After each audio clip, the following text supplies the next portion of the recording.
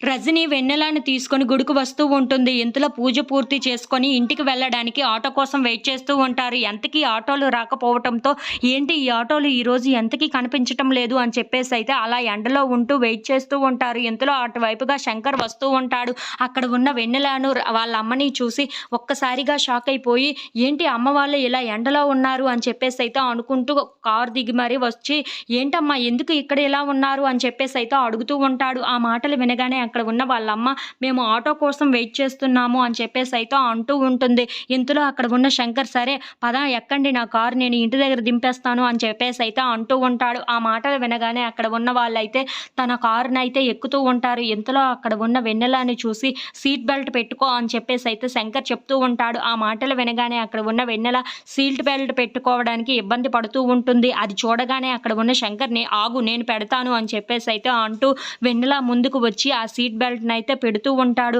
అది చూడగానే అక్కడ ఉన్న వెన్నెల అయితే చాలా సంతోషిస్తూ శంకర్ వైపు అలా చూస్తూ ఉండిపోతుంది. ఇంతలో అక్కడ ఉన్న వెన్నెల వాళ్ళ అమ్మ మాటలు తలుచుకుంటూ శంకర్‌కి తన మీదన ఎంత ప్రేమ ఉందో చెప్తూ అలా అక్కడ ఉన్న శంకర్‌ని చూస్తూ ఉండిపోతుంది. ఇంతలో అక్కడ ఉన్న రజని వాళ్ళని శంకర్ చూసి, ఏంటమ్మా మీరు ఇలా గుడికి వస్తున్నారనే కాస్తైనా నాకు చెప్పాలి కదా! అలా ఎండలో ఎందుకు మీరు అలా ఉండిపోవడం చెప్పండి అని చెప్పేసైతే అంటూ ఉంటాడు. ఆ మాటలు వినగానే అక్కడ ఉన్న రజని మాత్రం, అదేంట్రా నువ్వు మీ పెద్దమ్మ చెప్పే మాటలు వింటూ మీ పెద్దమ్మ చెప్పే పనులు చేసుకొని బిజీగా ఉంటావు కదా! నీకు ఎలా చెప్తాం చెప్పు అని చెప్పేసైతే అంటూ ఉంటుంది. ఇంతలో అక్కడ ఉన్న శంకర్ మాత్రం చాలా కోపంగా, ఎప్పుడు ఏమైనా మాటలు ఆడితే పెద్దమ్మ విషయం ఎత్తుతారు. ఎందుకో అర్థం కాదు నాకు.